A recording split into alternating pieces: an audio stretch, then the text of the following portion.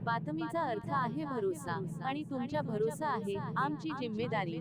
आपण पाहत आहात एनसीएन न्यूज टीव्ही देगलूर। नमस्कार, आपण पाहत आहात एनसीएन न्यूज टीव्ही। देगलूर तालुक्यात मान्सूनचे आगमन उशिरा झाले असले तरी अद्याप पावसाने अपेक्षित हजेरी लावलेली नाही।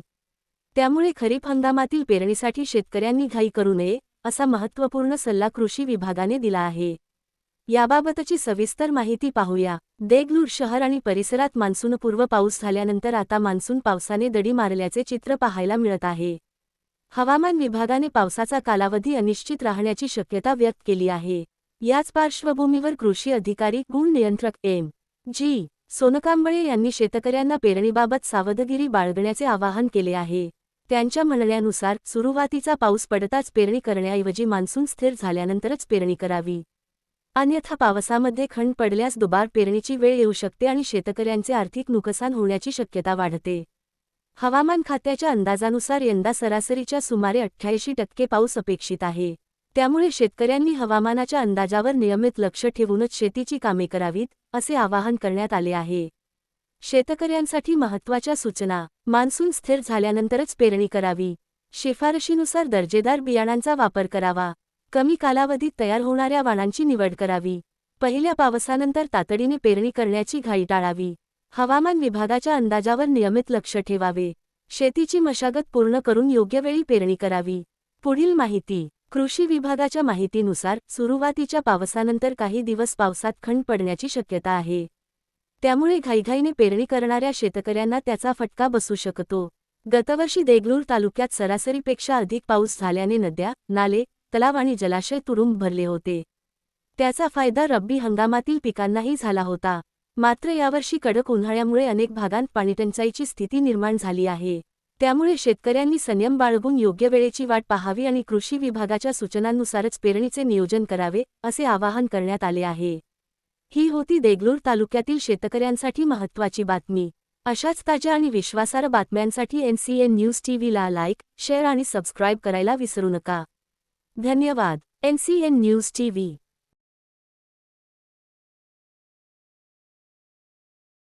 स्वागत आहे। आपण पाहू शकता संपूर्ण महाराष्ट्रामध्ये मान्सून पूर्व तयारी या ठिकाणी शेतकऱ्यांनी करून ठेवली होती। मान्सून आल्यापासून आपण या ठिकाणी पाहू शकता मिरिक 7 तारखेला येण्याऐवजी 8 तारखेला या ठिकाणी आलेला आहे, परंतु त्याच्यानंतर या ठिकाणी पाणी पडत नसल्यामुळे शेतकऱ्यांमध्ये चिंतेचं वातावरण पसरलेलं आहे। आपण पाहू शकता मोठ्या प्रमाणामध्ये दरवर्षी या दिवसामध्ये शेतकऱ्यांची पेरणीला सुरुवात होत होती आणि शेतकरी शेतामध्ये मग्न राहत होते शेतीच्या कामामध्ये, परंतु यावर्षी आपण पाहू शकता मोठा या ठिकाणी फटका बसणार आहे शेतकऱ्यांना, असं चित्र दिसून येतो। या ठिकाणी मान्सून पुढं लोटत चाललेला आहे। मान्सून या ठिकाणी लवकर पावसाची हजेरी येत नसल्यामुळे शेतकरी या ठिकाणी हवालदिल झालेला आहे। आणि आज आपण पाहू शकता त्याच माध्यमांच्या द्वारे अजून एक मोठी बातमी अशा पद्धतीने देत आहोत की आपण पाहू शकता शेतकऱ्यांमध्ये मोठी चिंता या ठिकाणी निर्माण झालेली आहे की शेतीच्या कामाच्या नंतर आता पेरणीच्या खरीप हंगामात पेरणीच्या अगोदर खतं बियाणे खरेदी करण्यासाठी शेतकरी मोठ्या उत्साहाने बाजारामध्ये येतात, परंतु त्या ठिकाणी त्यांना कोणतीतरी निराशा दिसून येते। शेतकऱ्याच्या मालासाठी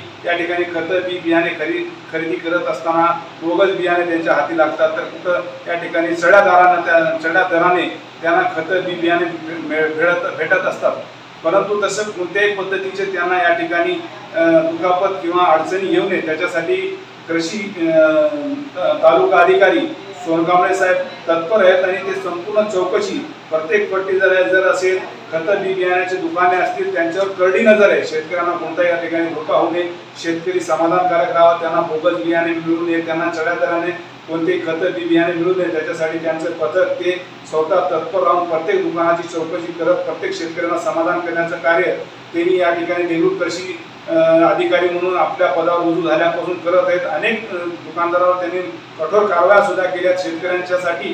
ते सुद्धा मी शेतकरी पुत्र आहे म्हणून मोठ्या प्रमाणामध्ये शेतीची आवड असल्यामुळे ते शेतकऱ्यांच्या सोबत प्रत्येक फर्टिलायझर असेल आणि खतं बियाण्याचे दुकाने असतील त्या ठिकाणी जाऊन भेट देतात। संपूर्ण काय प्रक्रिया त्या ठिकाणी चालू आहे, कशा पद्धतीने खतं बियाणे आहेत, कशा पद्धतीने विक्री होत आहे ते त्यांच्या पथक सहित त्यांनी संपूर्ण तालुक्यामध्ये आणि आपल्या शहरामध्ये सुद्धा वचक ठेवलेली आहे आणि प्रत्येक ठिकाणी ते तपासणी करत असतात। आणि आज आम्ही स्वतः या ठिकाणी साहेबांपुढे पर्यंत आलेले आहोत। साहेबांना असं आवाहन करायचं आहे की साहेब म्हणाले की कशाही पद्धतीचे शेतकऱ्यांना अडी अडचण येऊ नये त्याच्यासाठी आम्ही खंबीर आहोत, तुम्ही कधी या, आम्ही तुम्हाला जे माहिती पाहिजे ते देण्यासाठी तत्पर आहोत असे म्हणणारे एकमेव आज आपण पाहू शकता कृषी अधिकारी आज आम्हाला या ठिकाणी भेटले. सर काय सांगणार कशा पद्धतीचं सध्याचं वातावरण आहे, शेतकऱ्यांना खतं बी बियाणे चढ्या दराने मिळत असल्याचं तक्रार वेळोवेळी येत असते, तर आपली काय या ठिकाणची भूमिका आहे? या वर्षीच्या खरीप हंगामामध्ये अल्निनोचा प्रभाव असल्यामुळे आम्ही शेतकऱ्यांना आवाहन करतो आहे की 100 मिलीमीटर पाऊस झाल्याशिवाय कोणीही पेरणी करू नये.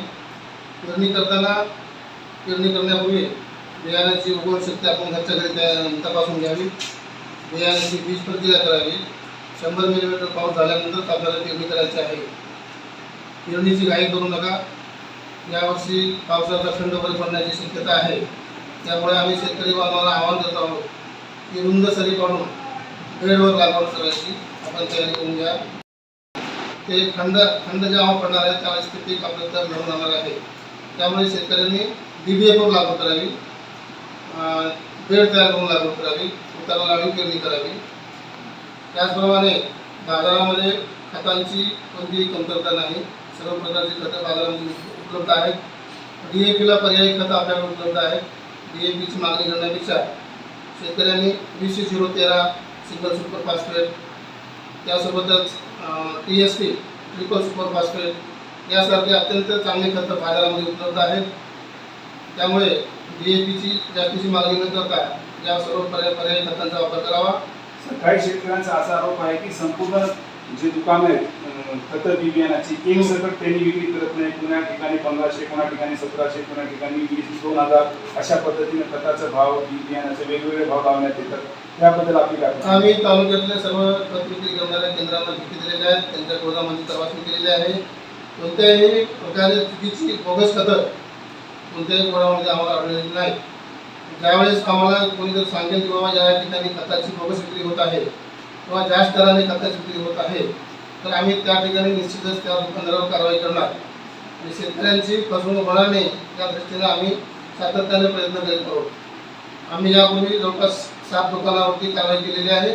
यापुढे सुद्धा आम्ही जे काही दोषी असतील त्यांच्यावर आम्ही निश्चितच कारवाई करू आणि शेतकऱ्यांचं जे काही शोषण होत आहे ते आम्ही थांबवू निश्चितच. तर आपण शेवटी शेतकऱ्यांना काय आवाहन करणार, कशा पद्धतीने पेरणी केली पाहिजे आणि किती मिलीमीटर पाऊस पडल्या? शेतकऱ्यांना माझी आव्हान आहे, विनंती आहे की एखादा पाऊस पडला आणि लगेच पेरणी करण्याची घाई करू नका.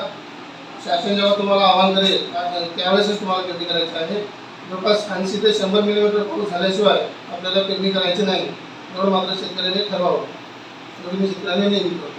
आपण या ठिकाणी पाहू शकता सोनकांबळे साहेब कृषी अधिकारी यांनी शेतकऱ्यांना असं आवाहन केलेलं आहे की 100 मिलीमीटर जेव्हापर्यंत पाऊस पडत नाही तोपर्यंत शेतकऱ्यांनी घाई न करता पेरणी करू नये असं त्यांनी या ठिकाणी आवाहन केलेलं आहे. शेतकरी बरेच मोठ्या संकटात सापडलेला असतो. जर घाई केल्यास पुन्हा दुबार पेरणी त्याच्या जर जीवावर आली तर मोठ्या त्याच्या खिशाला काठी लागू शकते. मोठ्या अडचणीत मोठ्या त्रासामध्ये तो येऊ शकतो. मोठा कर्जबाजारी होऊ शकतो. त्याच्यासाठी 100 मिलीमीटर पाऊस पडल्यानंतरच त्यांनी पेरणी करावं आणि त्यांना कोणतीही अडीअडचण आल्यास डायरेक्ट कृषी अधिकाऱ्यांचा साहेबांसोबत संपर्क करावा असं त्यांनी या ठिकाणी आवाहन केलेलं आहे. कॅमेरामन मानसोबत Vishakh Patel, NCN news TV.